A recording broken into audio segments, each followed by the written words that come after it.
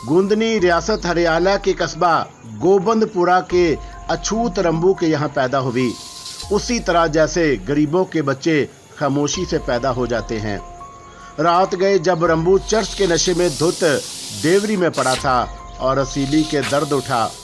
घर में और कोई नहीं था और शदीद तकलीफ के आलम में उसने रंबू को झंझोड़ कर उठाने की कोशिश की, लेकिन रंबू तो उस वक्त अंदर सभा में बैठा दम लगा रहा था। वो आंखें बंद किए मुस्कुराने के सिवा और कुछ ना कर सका। लेकिन इस शिकारगाह में कमबख्त रतनपाल ना जाने कहां से घुस आया था। जब उसका अरूज था तो ग्रंथु महाराज आए थे, लेकिन उसने ग्रंथु महाराज को छठी का दूध याद दिला दिया था और नतीजे में वो उसके चेले बन गए थे। लेकिन रतनपाल ने तो उसे बहुत बुरी तरह मारा था। अब क्या करूं? अब मैं क्या करूं? एक बार फिर मैं बूढ़ी हो रही हूं, एक बार फिर मुझसे मेरी जवानी छिन रही है। इतनी आसानी से तो ये ना होने दूंगी, इतनी आसानी से ये सब कुछ ना होगा। रतनपाल, मैंने सौगंध खाई है कि तुझसे बदला लूंगी। मैं एक बार किसी तौर यहाँ से निकल जाऊं, लेकिन अब क्या होगा? समय गुजरता जा रहा है। बदबख्त रतनपाल ने सबको ही होशियार कर दिया है। कोई मुझसे आंख भी नहीं मिलाता। अगर एक बार, सिर्फ एक बार उनमें से कोई मेरी आंखों में देख ले तो सारा काम बन जाएगा। मगर वो दिल महसूस कर रह जाती। और उस रात जब एक पहरेदार उसके लिए खाना लाया तो वो चीख पड़ी, ले जाओ, ये खाना मुझे नहीं चाहिए। तुम सब पापी हो, इसे वापस ले जाओ। जो आज्ञा देवी, पहरेदार ने कहा। सुनो, राजकमल दर्द भरी आवाज में बोली, क्या बात है, कहो। मेरी तरफ देखो, मेरी हालत तो देखो। क्या तुम्हारे सीने में हृदय नहीं है? क्या तुम्हारे मन में इंसानियत नहीं? सब कुछ है देवी जी, पर हृदय में एक ख्याल है, और वो ख्याल ये है कि मनुष्य को दूसरों पर रहम करना चाहिए। रहम करने से पहले अपने आप पर रहम करना चाहिए। इसलिए आपको तो अवश्य करेंगे, मेरे कान खाएं, पहरेदार ने कहा और वो वापस चला गया। राजकमल दांत पीस कर रह गई। सत्यानाश, तुम सब का सत्यानाश। अगर निकल गई तो पानी भी ना पीने दूंगी। वो सजा दूंगी कि जीवन भर याद रखोगे। और उसने अपना खाना अपनी तरफ सिरका लिया और उसे खाने लगी। और झुर्रियों भरा बेहद खौफनाक चेहरा उसे खौफनाक लग रहा था। और ये उसके हाथ थे जो सिर्फ 2 रोज कबल के दिलों की रानी थी, जो राज कर रही थी, और उसके इशारे पर सब कुछ हो जाता था। दीवान किरणदास, महाराज शूनतपाल, अजीतपाल, जोगिंदर सिंह, तुम सब इस काबिल हो कि कुत्तों की मौत मरो। लेकिन मेरा सबसे बड़ा दुश्मन रतनपाल है। काश मैं उसके प्रेम जाल में ना फंसती। दोष मेरा भी है।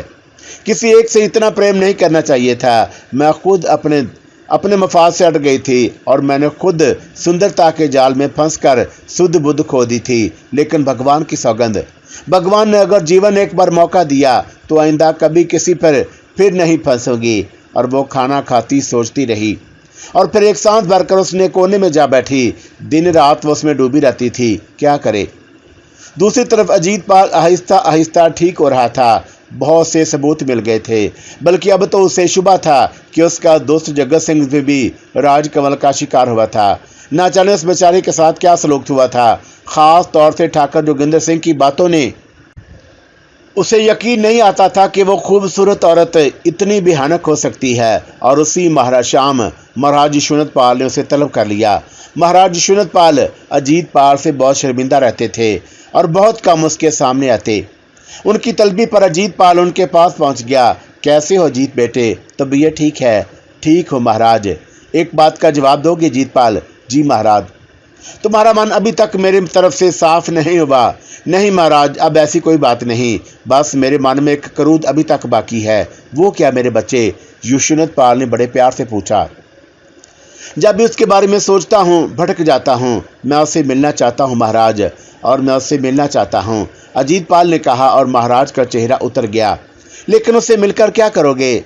बस विश्वास करना चाहता हूँ और उसका वो रूप देखना चाहता हूँ जिसके बारे में आपने कहा था। मेरा मन नहीं मानता महाराज, भगवान की सौगंध, मैं उसे बहुत चाहता था। मेरे बच्चे, मेरे बेटे, मेरा मन डरता है। और उस नागर ने फिर कोई चाल चल दी तो क्या होगा? रतनपाल महाराज ने मना कर दिया था, वरना मैं तो उस समय उसे आग में डाल देता। फिर भी अगर तुम मुझसे मिलना चाहते हो तो मैं भी तुम्हारे साथ चलूंगा। बोलो, क्या तुम मुझे साथ ले जाना पसंद करोगे? यशोनतपाल ने कहा।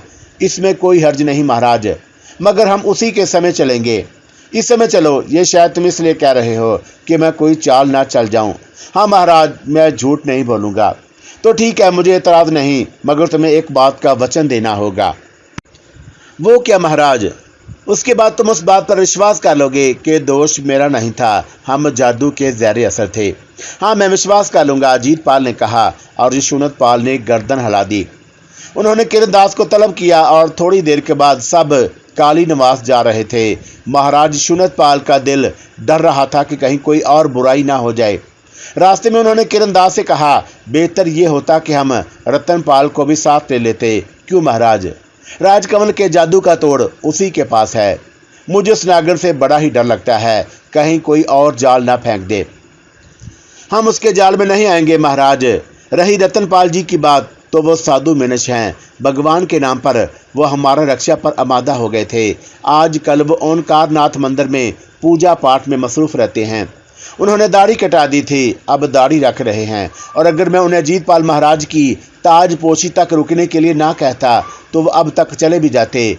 उन्हें और कष्ट नहीं देना चाहिए महाराज। ठीक है किरणदास। महाराज ठंडी सांस लेकर खामोश हो गए। शाही बग्गी काली निवास पहुंच गई। जोगिंदर सिंह अपनी जगह मुस्तैद था और उन लोगों को देखकर चौंक पड़ा और फिर वो उनके सामने आकर झुक गया। कैसे हाल है जोगिंदर सिंह? कृपा है महाराज की। उसका क्या हाल है? जो कि तू है सुसरी। हम तो उसे आंख भर पर भी मिलाकर नहीं देखते। कभी कभी बेसुरी आवाज में चीखने लगती है। और उसकी सेहत कैसी है? ये तो नहीं महाराज। महाराज, मेरा ख्याल है कि यशोनतपाल महाराज हम इसे छुप कर देखें। उसके करीब जाकर तो उससे आंख नहीं मिलाई जा सकती। ये ठीक तरकीब है। आओ जोगिंदर सिंह। अजीतपाल उसे देखना चाहता है। अजीतपाल धड़कते हुए दिल से आगे बढ़ गया। राजकमल आज भी उसके दिल में जिंदा थी। गो उसने अजीतपाल के सामने खुद एतराफ़ किया था कि अब वो किसी से दिलचस्पी नहीं रखती। लेकिन अजीतपाल को सुकून नहीं आता था। जोगिंदर सिंह ने बंदोबस्त कर दिया और उन्होंने पिंजरे की तरफ देखा। खौफ और दहशत की एक लहर उनके रगो-वफे में दौड़ गई। ये हैबतनाक शक्ल उस खूबसूरत औरत की थी जिसे एक बार देखकर दो बार दोबारा देखने की हवस दिल में बाकी रह जाती थी। इस वक्त तो एक रवायती चुड़ैल उनके सामने खड़ी थी जिसे देखकर खौफ आता था। ये राजकमल है? अजीतपाल ने बेमुश्किल समा पूछा। हाँ वही है महाराज। लेकिन ये तो अजीतपाल की आवाज़ में अजीब सी कैफियत थी। ये उसकी असल उम्र है महाराज। हमने एक जादूगरनी को उसके खौल से निकाल लिया है और अब उसका जादू बेअसर हो चुका है। राम राम राम। और हम सब इसके लिए लड़ रहे हैं। कैसी अनोखी बात है। अजीतपाल के मुंह से निकला और यशोनतपाल खुश हो गए। बेटे के ख्यालात तो बड़े उम्मीद अफजा थे और उन्होंने अजीतपाल के शाने पर हाथ रख दिए। तुम्हें विश्वास आ गया बेटे? तुम्हारे बूढ़े पिता का कोई दोष नहीं था। हम सब जादू के ज़हरे असर आ गए थे। हाँ पिताजी, मगर आपने तो हमें मार ही दिया था। मुझे बार बार शर्मिंदा ना करो अजीतपाल। भगवान की सौगंध, मेरा कोई दोष नहीं। मैं तो यशोनतपाल की आवाज़ रुंध गई और अजीतपाल ने यशोनतपाल के दोनों हाथ थाम लिए। नहीं पिताजी, भगवान की सौगंध, अब मेरे मन में आपके लिए कोई क्रोध नहीं। भगवान ने जो कुछ किया अच्छा ही किया। आइए चलें। और वह सब वहां से वापस चल पड़े। अजीतपाल की ताजपोशी का ऐलान कर दिया गया और उसकी तारीख भी तय कर दी गई और रियासत को दुल्हन की तरह सजाया जाने लगा। लोगों ने खुशियां मनाना शुरू कर दी। सब खुश थे कि पूरे शहर में जगह जगह नाच रंग हो रहे थे। लोग रात भर जागते रहते। रियासतों को दावतनामे भेज दिए गए और राजे महाराजे आना शुरू हो गए। अजीतपाल एक बार फिर सख्त बीमार था और उसकी जान के लाले पड़े थे। फिर जब सेहत याद हुआ तो और एक और बड़ा रोगन उसके जीवन को लग गया। पहली बीमारी पर तो सारे वैद हकीम जमा हो गए थे और ये दूसरी बात बहुत ही खतरनाक थी। इस बीमारी में उसके पिता ही उसके जान का लागू हो गया था। लेकिन भगवान ने उसे उस रोग से बचा लिया था। चुनाचा जलती ख्वाह ना मनाई जाए कम थी। फिर ताजपोशी का दिन आ गया और हजारों इंसानों को उस रियासत में हुक्मरानी अजीतपाल को सौंप दी गई। नए महाराज अजीतपाल के जय के फलक शगाफ नारे गूंजने शुरू हो गए। पूरे शहर में आतिशबाजियों के धमाके गूंजने लगे और इन धमाकों की आवाज़ काली फॉरेस्ट तक पहुंच गई। गोंदनी की समझ में नहीं आया था कि ये धमाके कैसे हैं और वो बस सुनती रही। कोई भी तो नहीं था जो उसके गुफ्तगू करता, उसे बताता कि यह सब क्या है, और उसके दिल में बड़ा तजस्सुस था, लेकिन अपने इस तजस्सुस को दूर करने का कोई जरिया उसके पास नहीं। वह बड़ी बेबसी महसूस कर रही थी और उस बेबसी से उसकी बूढ़ी आंखों में आंसू आ गए, लेकिन अब तो इन आंसुओं को देखने वाला भी कोई नहीं था। खुद उसे अपने वजूद से घिन आती थी, लेकिन क्या करती। रात गए तक उन धमाकों से उसे सुकून न लेने दिया। फिर एक बार पहरेदार हस्बे मामूल उसके लिए खाना लाया, और अमूमन वो उनमें से किसी को मुखातब नहीं करती थी, लेकिन आज वो बोल पड़ी। सुनो, क्या बात है? पहरेदार की करख्त आवाज़ उसके कानों से टकराई। वो लोग उससे सीधे मुंह बात नहीं करते थे। ये आवाज़ें कैसी हैं? आतिशबाजी चल रही है, पहरेदार ने जवाब दिया। क्यों? महाराज अजीत पाल राजा बन गए, हुकूमत उन्हें दे दी गई। ओहो, ये बात है। राज कंवल के दिल पर एक घौंसा सा लगा था, लेकिन उसने फौरन खुद को संभाल लिया। सुनो, तुम्हारा नाम क्या है? पीतम सिंह, पहरेदार ने जवाब दिया। मैंने एक बात कही थी पीतम सिंह, तुम्हें याद है? कौन सी बात? यही कि राजा वो बनेगा जिसे मैं चाहूंगी। क्या तुमने इस बात को मजाक समझा था? तो क्या तुमने ही अजीत पाल को राजा बनाया है? पीतम सिंह ने मजाक उड़ाने वाले अंदाज में कहा।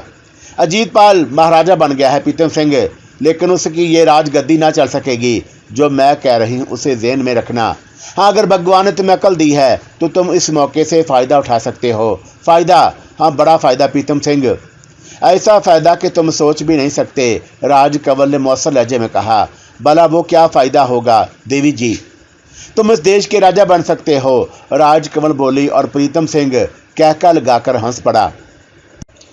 देवी जी, आपको ये मालूम करके बड़ी खुशी होगी कि मेरा बाप नजूमी था, मेरा दादा तंबोली था, और उसका बाप भी यही काम करता था। फिर जब मैं महल में पहरेदार रहा तो मेरा दादा खुशी से मर गया, और उन तंबूलियों के लिए ये तो बहुत बड़ी बात थी कि उनकी नस्ल में से कोई इतना बड़ा आदमी बन जाए। तो देवी सोचें, आप ज़रा सोचें कि अगर मैं राजा बन गया तो मेरा कुटुंब पूरे का पूरा ही मर जाएगा। फिर कौन खुश होगा कि मैं राजा बन गया? दूसरी बात यह है कि मैं भी बहरहाल तंबू की औलाद हूँ, और जो ही ताज मेरे सर पर आया मैं तो धड़ से गिरकर मर जाऊंगा। फिर भला ऐसी राजगद्दी के किसे पसंद? और जय राम जी की। पीतम सिंह ने दोनों हाथ जोड़ दिए। तुम मेरा मजाक उड़ा रहे हो पीतम सिंह, और तुम इस बात को झूठ समझ रहे हो। क्यों? राज कंवल ने कहा। आप खुद ही सोच लें देवी जी, राजगद्दी हम जैसों को कब रास आती है? जोगिंदर सिंह कहाँ है? और उसे मेरे पास भेज दो, राज कंवल ने कहा। सब गए हुए हैं, बस में इस समय बस मेरी ड्यूटी है।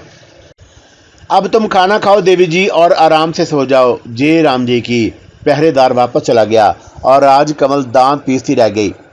ये वक्त आ गया था, आज ऐसे मामूली लोग भी उसका मजाक उड़ाते थे। वो एक गहरी सांस लेकर खाने की तरफ मतवज्जा हो गई। एक कटोरे में पानी भी रखा हुआ था। दफतन उसे कटोरे में अपनी परछाई नजर आई और वो चौंक पड़ी। उसने तवील अरसा से अपनी शक्ल नहीं देखी थी। आज उसके दिल में यह ख्वाहिश शिद्दत से उभर आई। दूसरे लम्हे वो कटोरे पर झुक गई। अपनी सूरत देखकर वो फूट फूट कर रोने लगी। ऐसी भयानक शक्ल, ऐसी खौफनाक शक्ल, और उसे खाना भी ना खाया गया। और फिर यह ख्याल उसे शिद्दत से उसके ज़हन में उभरा कि उसे यहाँ से निकलना चाहिए, लेकिन किस तरह? फिर उसे पीतम सिंह के अल्फाज याद आए। आज मैं अकेला हूँ, आज मैं अकेला हूँ। किसी तरह उसे तन्हा शख्स को मुतासर कर लिया जाए, किसी भी तरह। और वो तरकीबें सोचने लगी, और दफतन उसके ज़हन में एक ख्याल आया और वो चौंक पड़ी। गौर करती रही और फिर उस पर अमल करने के लिए तैयार हो गई। फिर उसके हलक से एक फलक शगाफ चीख निकल गई, और उसके बाद वो मुसलसल चीखती रही। पीतम सिंह मुस्कुराता हुआ आया था। राज कंवल तफ्तीशी अंदाज में ज़मीन पर पड़ी कांप रही थी और चीख रही थी। क्या हो गया है तुम्हें? अरे क्या हो गया? पीतम सिंह घबरा गया। उसकी यहाँ ड्यूटी थी और वह तनहा था। अगर राज कंवल मर गई तो इल्ज़ाम उस पर आएगा, लेकिन हुआ क्या है? और उसकी हालत बहुत ख़राब है। देवी जी तुम्हें क्या हुआ? उसने परेशानी से चारों तरफ देखा, लेकिन राज कंवल का बदन तब जोर जोर से उछल रहा था, और फिर वह एकदम जमीन पर गिरकर साकत हो गई। प्रीतम सिंह अपनी जगह पर खड़ा परेशान निगाहों से उसे देख रहा था, और उसे यूं महसूस हो रहा था कि जैसे वह मर गई, और अगर वो मर गई तो उसे सख्ती से बाज पुरस की जाएगी, वो ख्वा मख्वा पकड़ा जाएगा। ठाकुर यही सोचेगा कि मैंने ही कोई हरकत की है, फिर अब क्या करूं? उसने बेख्तियार जेब से एक पिंजरे की चाबी निकाली और दरवाज़ा खोलकर अंदर दाखिल हो गया। उसने झुककर राजकमल की नब्ज़ें देखी। नब्ज़ चल रही थी लेकिन सांस बंद थी। ये क्या हुआ? वो भराई हुई आवाज़ में बोला, लेकिन वो अभी कोई फैसला नहीं कर पाया था कि दफतन राजकमल के दोनों हाथ उसकी गर्दन में जा फंसे और उसके साथ ही उसने दोनों पैरों से उसे जकड़ लिया था। प्रीतम सिंह दहशत से उछल पड़ा और उसने शदीद खौफ के आलम में दोनों हाथों से गर्दन छुड़ाने की कोशिश की, लेकिन इंसानी मकड़ी की गिरफ्त मामूली नहीं थी। उस गिरफ्त में शैतानी कुव्वतें कार फरमा थी और दोनों के दरमियान शदीद जद्दोजहद होने लगी। प्रीतम सिंह उसे उठाकर पटक रहा था, लेकिन राजकमल एक ऐसे कण खजूरे की मानद उसे चिपकी हुई थी और जिसकी बेशुमार टांगे हों और उसकी कोई तरकीब कारगर नहीं हो रही थी, और वो खौफ और दहशत से नडाल हुआ जा रहा था। और फिर एक बार उसका सर जमीन से सख्ती से टकराया और उसकी आंखों में तारे नाच गए। वो नडाल हो गया और राजकमल के होंठों पर बेहानक मुस्कुराहट फैल गई। बस हार गए, इसकी शैतानी आवाज़ उभरी और खुद उसके बदन के कई हिस्सों से खून बह रहा था, लेकिन उसे इस खून का एहसास भी नहीं था और वो प्रीतम सिंह की मोटी गर्दन की उन फूली रगों को देख रही थी जो नुमाया हो गई थी। प्रीतम सिंह, तुम मेरे मन में हमेशा जीते रहोगे। तुमने मुझे कैसे कष्ट से निकाला जो मेरे जीवन भी ले सकता था, मगर अब देखना क्या होता है। धन्यवाद प्रीतम सिंह, धन्यवाद।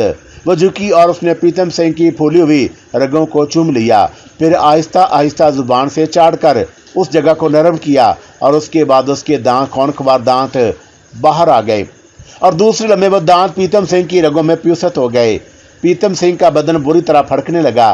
वो बेहोशी के आलम में भी उस खौफनाक तकलीफ को बर्दाश्त न कर सका और राजकमल को उस पर काबू पाने के लिए शदीद जद्दोजहद करना पड़ी। उसका पसंदीदा खून अब उसके हलक में पहुंच रहा था और वो गटागट उसके करके उसे पी रही थी। प्रीतम सिंह की जद्दोजहद थोड़ी देर तक रही और उसके बाद वो नडाल होता गया और उसके से चेहरे पर जर्दी छा गई। उसकी आंखें बेदस्तूर बंद थीं और उसका सारा खून राजकमल के मैदे में उतर रहा था। राजकमल को गोया पूरे बदन में एक नई जिंदगी की रवानी महसूस हो रही थी और वो उस वक्त तक प्रीतम सिंह से चिमटी रही जब तक उसके खून का एक एक कतरा राजकमल के मैदे में उतरता गया। उसे बड़ी आसूदगी का एहसास हो रहा था और उसे लग रहा था कि जैसे एक तवील जद्दोजहद के बाद उसकी फानी का एक नया दौर शुरू हुआ है और उसकी आंखों में शराब का सखमार उमड़ आया था और वो जवानी की मस्ती से डरने लगी। उसकी रगों में प्रीतम सिंह की बख्शी हुई जवानी दौड़ने लगी थी और फिर उसने सराब होकर प्रीतम सिंह को छोड़ दिया। प्रीतम सिंह की रूह परवाज कर चुकी थी और अब उसकी कवि हिकल बदन बेजान पड़ा था। राजकमल चंद सायद साख्तो जामद से देखती रही और वो अब भी प्रीतम सिंह के चौड़े चकले बदन पर पड़ी हुई थी। और फिर उसने प्रीतम सिंह के बाजुओं की उभरी हुई मछलियां देखी और उसके मुंह में पानी भर आया। एक बार फिर उसका चेहरा झुका और वो किसी भेड़िया की तरह प्रीतम सिंह का गोश्त को नोचने लगी। उसके तेज नोकीले दांत उस काम में माहिर थे और बिल आखिर वो गोश्त का टुकड़ा प्रीतम सिंह के बदन से जुदा करने में कामयाब हो गई। फिर किसी बिल्ली की तरह चुपचाप की आवाज़ें गूंज उठी और वो गोश्त खा रही थी। चेहरे के मुख्तलिफ हिस्सों से खून के धब्बे लगे हुए थे और वो इतना दहशतनाक मंजर हो गया था कि अगर कोई देख लेता तो यकीनन उसके दिल की धड़कन ही बंद हो जाती। लेकिन राजकमल इन सारे एहसास से आ रही थी और वह अपनी ज़िंदगी का सबसे बड़ा सुरूर हासिल करने की कोशिश में मसरूफ़ थी और आहिस्ता आहिस्ता प्रीतम सिंह के बदन से गोश्त गायब होता जा रहा था और उसके बदन के मुख्तलिफ हिस्सों पर जगह जगह गहरे गहरे गड़े पड़े हुए थे। उसकी लाश इस कदर खौफनाक और मसक हो गई थी कि देखने वाले बर्दाश्त न कर सकें। तब राजकमल शिकमसीर हो गई और उसकी रगों में नई जिंदगी दौड़ रही थी, लेकिन पूरा बदन उसकी तरह बोझल था और उससे उठा नहीं जा रहा था। और उसने इधर उधर देखा और उठने की कोशिश की, लेकिन उसके हाथ पांव बिल्कुल बेजान थे। एक अजीब सी सनसनाहट उसके रगो बपे में दौड़ रही थी। वो जिंदगी के मुसर्रत आशना से हो गई थी और तवील अरसे से छिनी हुई थी। हाँ, अब वो खून और गोश्त के बगैर जिंदा नहीं रह सकती थी, लेकिन जिंदा रहने के लिए यहाँ से निकल जाना भी ज़रूरी था। जिशन ख़त्म हो जाएगा, बकिया पहरेदार वापस आ जाएंगे और उसके बाद उसका निकल जाना बहुत मुश्किल होगा। चुनाचा क्यों ना अभी से निकलने की कोशिश की जाए। जिस्म का ये बोझलपन दूर करना ही होगा, वरना यहाँ रही तो दोबारा गिरफ्तार हो जाऊंगी, उसने सोचा। और वह पापी रतनपाल वो उसे कभी नहीं छोड़ेगा। चुनाचा इंतहाई कोशिश करके वो अपनी जगह से उठी और उस कमरे से बाहर निकल गई। बाहर वीरान सन्नाटा छाया हुआ था और उस वीराने में एक खबीस रूह आहिस्ता आहिस्ता लड़खड़ाते कदमों से किसी दूसरी सिमत जा रही थी। एक ऐसी इफरत और जिसने वक्त के साथ साथ न जाने कितने लोगों का खून चूसा था और न जाने कितनों को उसने अपने फंदे में फांसा था। इस वक्त के हाथों ही मजबूर होकर अपने लिए कोई दूसरी जायपना तलाश कर रही थी। ठाकुर जोगिंदर सिंह भी नाच रंग में शरीक था। अजीत पाल राजा बन चुका था और ठाकुर जोगिंदर सिंह बेहद खुश था। उस खानदान का पुराना नमकवार था, कुछ वक्त के लिए भटक गया था, लेकिन अब उसने हमेशा के लिए तौबा कर ली थी। अब वो किसी नारी के फेर में नहीं आएगा। नारी का फेर मिनश्ते उसका सब कुछ छीन लेता है। चुनाचा वो दिल ही दिल में अजीत पाल की ताजपोशी से बेहद खुश था। राजकमल की चौकीदारी उसे सौंपी गई थी और उसने आज तक अपने फर्ज निहायत खूबी से निभाया था। और उसकी असल वजह यह थी कि वो राजकमल की असलियत से वाकिफ था। उसे राजकमल से बेपनाह नफरत थी। जिस्म में शरीक होने की ख्वाहिश उसके दिल में भी थी और उसने थोड़ी देर के लिए अपनी जगह छोड़ देने में कोई हर्ज नहीं समझा और उसके साथी भी उसके ख्वाहिशमंद थे। चुनाचा तय किया गया कि यहाँ सिर्फ एक आदमी को छोड़ दिया जाए। जिस्म तो कई दिन तक जारी रहेगा, इसलिए उसने 3 आदमियों को छुट्टी दे दी और सिर्फ प्रीतम सिंह था जिससे वादा किया गया था कि अगले 3 दिन तक वो छुट्टी करेगा और इस तरह एक एक आदमी को 3 दिन की छुट्टी मिल जाती है। आधी रात तक वह जिस्म में शरीक रहा और फिर वापस काली निवास चल पड़ा। राजकमल को अब ज्यादा फिक्र नहीं थी और वह अपने सारे हरबों में नाकाम हो चुकी थी और अब वो सिर्फ एक बूढ़ी नढाल औरत थी। काली फोर्स में दाखिल होकर वो उस जगह पहुंचा जहां प्रीतम सिंह को मौजूद होना चाहिए था, लेकिन प्रीतम सिंह वहां मौजूद नहीं था। प्रीतम सिंह, उसने जोर से प्रीतम सिंह को आवाज दी, लेकिन कोई जवाब ना मिला। कहाँ गया प्रीतम सिंह? और वह उसे दूसरे हिस्सों में तलाश करने लगा और बिल आकर उस पिंजरे तक पहुंच गया। पिंजरे में कोई पड़ा था। गालबन कमल सो रही थी, लेकिन दूसरे लम्हे उसकी निगाह पिंजरे के खुले हुए दरवाजे पर पड़ी और उसका दिल धक से रह गया। यह दरवाजा उस दिन से आज पहली बार खुला था जब से राजकमल उस पिंजरे में कैद हुई थी। वो दौड़ता हुआ पिंजरे के करीब पहुंच गया, लेकिन अंदर का मंजर देखकर उसे जोर का चक्कर आ गया। वो खौफनाक मंजर उसके असाब पर सवार हो गया और उसके हलक से एक वहशत भरी चीख निकल गई। वो मुर्दा प्रीतम सिंह को साफ पहचान गया था और दूसरे लम्हे वो चीखता हुआ बाहर निकल गया। उसने काली फोर्स का एक एक कोना छाड़ मारा, लेकिन राजकमल का कहीं पता नहीं था। जोगिंदर सिंह की हालत खराब थी, चुड़ैल निकल गई थी और अब वो चारों तरफ खतरात मंडलाने लगे थे। चुनाचा उसके कता नजर ने उसकी कोताही की क्या सजा मिलेगी और वो दौड़ता हुआ उस जगह पहुंच गया जहां किरणदास जिशन की एक महफिल से लुत्फ अंदोज हो रहा था। महाराज यशवंत पाल आराम करने चले गए थे, अलबत्ता अजीत पाल मौजूद था। महाराज, आपसे कुछ बात करनी है। जोगिंदर सिंह की सहमी आवाज निकली और किरणदास चौंक पड़ा। क्या बात है ठाकुर? जरा उठकर आइए तो महाराज, जोगिंदर सिंह ने कहा और अजीत पाल भी किरणदास के साथ उठाया। क्या बात है जोगिंदर सिंह, तुम घबराए हुए क्यों हो? मुझसे भूल हो गई महाराज, बहुत बड़ी गलती हो गई। हुआ क्या? वो निकल गई। कौन? राजकमल? किरणदास चौंक पड़े। हाँ महाराज, बड़ी ही भूल हो गई, बड़ा कष्ट आन पड़ा मेरी वजह से, जोगिंदर सिंह हरासा लहजे में बोला। मगर कैसे और कहाँ गई वो? किरणदास के चेहरे से भी परेशानी के आसार नुमाया थे। बस महाराज, मेरी गलती थी। मैं प्रीतम सिंह को वहां छोड़कर जिशन में आ गया था और वहीं उसे मौका मिल गया। आह महाराज, बड़ी भूल हुई मुझसे। तुम्हें कैसे मालूम हुआ कि वो प्रीतम सिंह की लाश पिंजरे में पड़ी है? देखा नहीं जाना और उसने प्रीतम सिंह का गोश्त खाया है। महाराज, अब क्या किया जाए? कोई उपाय करते हैं। अभी रतनपाल महाराज यहाँ मौजूद हैं और वही कुछ बताएंगे। आह, ये बहुत बुरा हुआ। तुम रतनपाल के पास जाओ किरणदास, उसे सूरत हाल बताना बहुत जरूरी है। ना जाने वो कम वक्त क्या नया गुल खिलाए। बल्कि चलो मैं भी चलता हूँ तुम्हारे साथ, अजीत पाल ने कहा और ये तीनों वहां से चल पड़े। रतनपाल एक मंदिर में मुकीम था और उस काम के इख्तिताम के बाद वो यहाँ से जाना चाहता था, लेकिन अजीत पाल, किरणदास और यशवंत पाल ने उसे बड़ी मिन्नत समाजत करके ताजपोशी के जिशन तक रोके रखा था। लेकिन उसने किसी कीमत पर राजमहल में रहना पसंद नहीं किया और ये वक्त एक मंदिर में गुजार रहा था। नाच रंग की दुनिया से दूर एक छोटे से मंदिर के हाल में रतनपाल मौजूद था और इस वक्त भी कृष्ण भगवान की मूर्ति के सामने सर झुकाए बैठा था। हालांकि आधी से ज्यादा रात गुजर चुकी थी। उन तीनों के कदमों की चाप सुनकर उसने गर्दन उठाई और उसके चेहरे पर भी रहबानियत पैदा होती जा रही थी।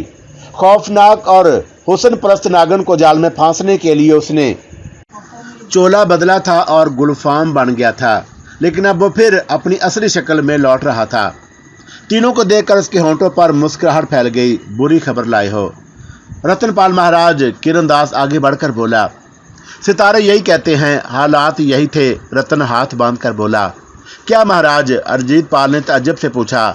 इम्तहान ले रहे हो अजीत पाल? ना लो, वो भाग गई। रतनपाल बोला। जी जगदेव, आपको मालूम है? अजीत पाल आंखें फाड़कर बोला। हाँ, और तुम्हारे एक मनुष्य की जान भी गई होगी। आप महान हैं महाराज, भगवान की सौगंध आप महान हैं। जोगिंदर हाथ जोड़कर बोला। महान सिर्फ प्रभु है, मगर तुम लोग परेशान क्यों हो? जहरीली नागन निकल गई महाराज। उसे निकलना था, उसे कौन रोक सकता था? और लोहे को उसके लिए बेईमानी थे। भूल हमारी थी महाराज, ठाकुर जोगिंदर सिंह ने कहा। लिखी थी, यही लिखी थी। ये भूल ना होती तो कोई और भूल हो जाती। मैं जानता था कि वो निकल जाएगी, रतनपाल ने कहा। ओह, तब आपने जुल्म किया महाराज, और उसे तो अच्छा था कि उसे मार ही डालते। हमने तो इसीलिए उसे जीता छोड़ दिया कि अब वो हमारा कुछ नहीं बिगाड़ सकती थी। अगर आप हमें पहले बता देते तो हम उसे। बच्चों, किसी बातें मत करो। जिसकी तकदीर में जीवन हो उसे कौन मार सकता है? ये खेल तो भगवान के हैं, और उस राक्षस को अभी भी जीवन दिया है। जब तक वो ना चाहे कौन उसे मार सकता है? पर अब होगा क्या रतन महाराज? तुम लोगों को क्या चिंता है? रतनपाल ने पूछा। वो हमसे बदला लेगी, बस, या और कुछ? वो खतरनाक है महाराज। क्या उसके जीते जी पुरसकून से हुकूमत कर सकता है? अजीत पाल ने कहा। देखो अजीत पाल, और उसके रूप से तुम वाकई वो एक खूबसूरत नागन बनकर ही तुम तक पहुंच सकती है, और उसमें इतनी शक्ति नहीं कि अपना रूप बदल सके। इसलिए परेशानी की क्या बात है? बस उसके रूप को याद रखना, मगर उसकी आंखों की कुव्वत। जब वो तुम्हारे ऊपर असरअंदाज हुए, अपने बदन पर जोर जोर से चुटकियां भरना, फिर तुम उसके शहर में ना आओगे। कोई ऐसा पाव नहीं है महाराज कि आप उसको फिर भस्म कर दें? किरणदास ने पूछा। नहीं भगवान, प्राण देना और लेना भगवान का काम है। मनुष्य इसके बारे में कुछ नहीं कर सकता। अगर जीवन बाकी है और मनुष्य कुछ नहीं कर सकता, और अभी उसका जीवन बाकी है, चुनाचा उसे मारना मेरे बस की बात नहीं। हाँ, तुम्हारे इत्मीनान के लिए मैं कुछ और कह सकता हूँ। वो क्या महाराज? तुम्हें उसके शब्द याद हैं? रतनपाल ने पूछा। उसने सिर्फ मुझसे कहा था कि रतनपाल, मैं तुमसे बदला लूंगी। तुम लोगों को उसने नजरअंदाज कर दिया था। मेरा ज्ञान कहता है, और मुझे अपने ज्ञान पर पूरा पूरा विश्वास है, कि अब वो तुम्हारी तरफ तवज्जो भी नहीं देगी, रतनपाल ने कहा। और किरणदास उसकी शक्ल देखने लगा। क्या मतलब महाराज? मतलब ये कि अब उसे सिर्फ मेरी फिक्र होगी, और वो एक ऐसी औरत है जिसे जीवन में कभी इतना बड़ा हादसा पेश नहीं आया। कभी वो इतनी परेशान नहीं हुई जितनी वो इस बार हो गई है। चुनाचे मैं उसकी फितरत से वाकफ हूँ, और वो यहाँ से बहुत जल्द निकल जाएगी, और फिर उसका काम यही होगा कि वो मेरे रास्ते पर लग जाए, मुझे मारने के जतन करे। ओह रतनपाल महाराज, आप किरणदास ने परेशानी से कहा। मेरी चिंता मत करो किरण जी, भगवान सबका रखवाला है। अगर उसे यही मंजूर होगा तो यही होगा, रतनपाल ने कहा। हम आपकी हिफाजत के लिए क्या करें महाराज? भगवान का काम तुम खुद करना चाहते हो किरण जी? नहीं नहीं महाराज, मेरा ये मतलब नहीं था। फिर क्या मतलब था? रतनपाल ने मुस्कुराते हुए पूछा। हम आपके लिए परेशान हो गए हैं महाराज। आपके लिए हमारे लिए इतना कष्ट भोगा है, और हम आपको कैसे छोड़ दें? अरे पगलो, मैंने तुम्हारे लिए कुछ नहीं किया। मनुष्य किसी के लिए क्या कर सकता है? भगवान सब का रखवाला है। जिसने तुम्हारी रक्षा की वही मेरी भी करेगा, और जिनके मुकद्दर में बुराई लिखी है उसे कौन मिटा सकता है? वो इससे समय कहाँ है महाराज? भगवान ही जाने। तो फिर हम क्या करें? जाओ चैन की बंसी बजाओ, और अब वो तुम्हारे पास नहीं आएगी। वो यहाँ से निकल जाने की फिक्र में है, रतनपाल ने कहा। और वो तीनों एक दूसरे की शक्ल देखने लगे। जाओ मुझे भक्ति करने दो। रतनपाल दोनों हाथ जोड़कर फिर पत्थर के सामने झुक गया। मस्ती में डोलती हुई राजकमल चली जा रही थी, और दुनिया माफिया से बेखबर। खून के नशे में डूबी हुई रह रह कर उसके हवास जाग उठते और उसने सोचा कि उसके फरार की खबर आम हो जाएगी। मुमकिन है कि रात भी ना गुजरे और अगर वो लोग काली फोर्स पहुंच गए तो उसकी तलाश में निकल पड़ेंगे। इसलिए बेहतर यह है कि उनकी तलाश करने से पहले कोई ठिकाना ढूंढ लिया जाए। फिर यह ठिकाना कैसा हो, और अभी तो खुद मुझे यह भी नहीं मालूम कि मेरी अपनी हालत कैसी है। क्या मेरी शक्ल चुड़ैलों जैसी है जैसी कुछ देर पहले थी, या कोई तब्दीली आ गई? उसने आंखें फाड़ फाड़ कर रोशनी में अपने हाथों को देखा, लेकिन ये हाथ पहले जैसे बदनुमा तो नहीं थे और उन पर सोना झलक रहा था। सुनहरा सुनहरा बदन था। राजकमल ने अपने चेहरे पर हाथ फेरा। झुर्रियों भरे चेहरे की जगह अब टमाटर जैसे गाल महसूस हो रहे थे और उसके होंठों पर मुस्कुराहट फैल गई। मुझे मेरी ग़िज़ा मिल गई है, अब मैं पहले जैसी हो जाऊंगी। लेकिन अब उसके बाद उसकी आंखें मस्ती में डूब गई और फिर वो चौंक पड़ी। ज़रूरी है कि पहले मैं कोई ठिकाना तलाश करूं।